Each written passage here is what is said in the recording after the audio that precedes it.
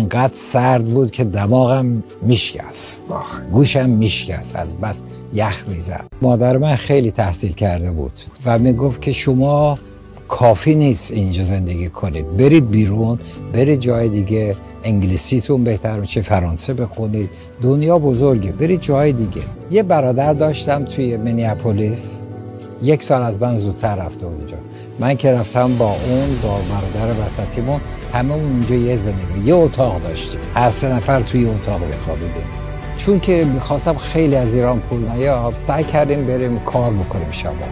من رفته بودم با برادرم، دوتامون رفتگر بودیم. وقتی میخواستم شهردار بشم، توی گروپ های مختلف که میرفتم حرف زدم، بعضی ها میگفتن که آقای دید شما چه لهجه‌ای دارید؟